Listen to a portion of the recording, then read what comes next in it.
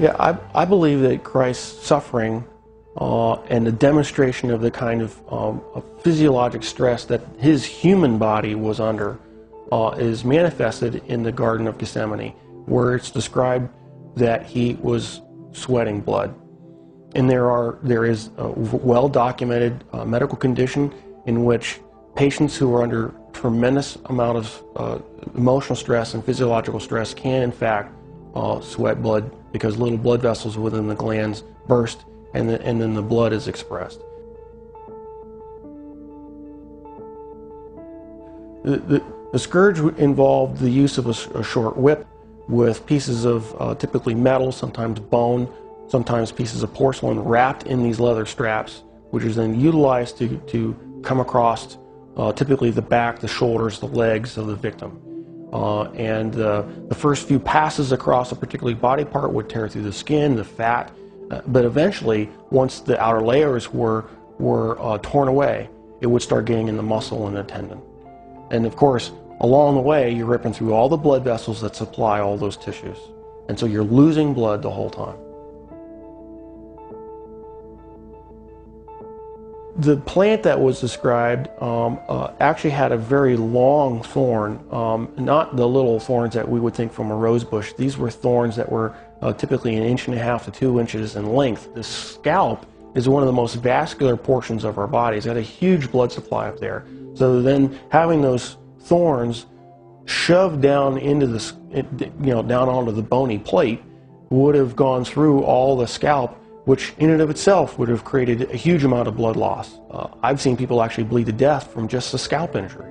So it's not a small injury to have, who knows, dozens of these things shoved into your scalp. And so that would have caused more blood loss.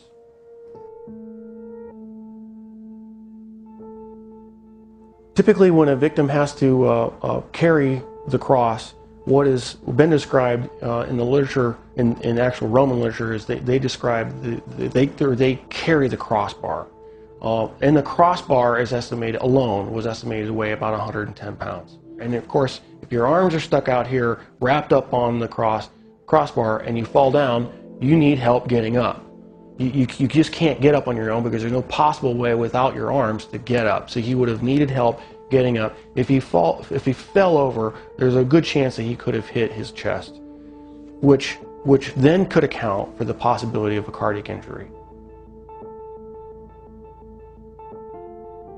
Anatomically, we consider the wrists as part of the hand, and so with the placement of the nails between the radius and the ulna at that position, it still fits the definition of being in the hand, and it's in a position in which the nail won't rip out, which you have to have a solid point of fixation.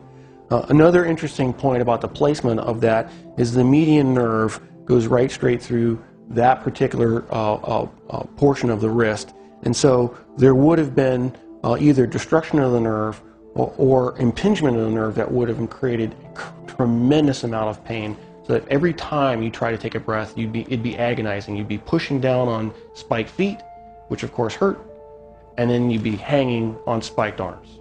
And so you alternate from excruciating pain to excruciating pain every time you take a breath. So even if he survives the actual crucifixion, he would have had to survive what I believe to be a lethal injury from the spear to find out whether he was alive or not. What's described is the loss of water and blood, and that would entail either a pleural effusion or pericardial effusion, and the blood would have come from either pulmonary artery, a pulmonary vein, the aorta or vena cava, or the heart itself.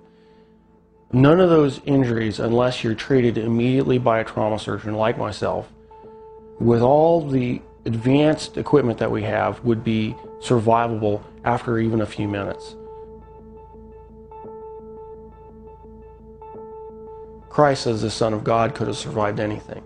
He chose to manifest himself as a human at that point in time and allowed himself to die. And being human at that point in time, he could not have survived this particular series of traumas. It's not possible. Christ as God could have survived anything they threw at him. But he chose to be Christ, the human, at that point in time to die for our sins. And that given that self-limitation of remaining to be human, he died. He did not survive the event.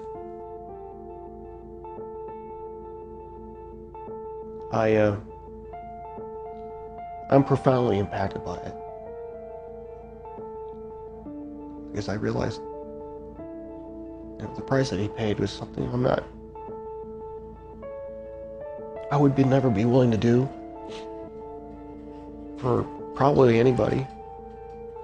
It's very difficult for me to even sing songs about the cross, even in worship.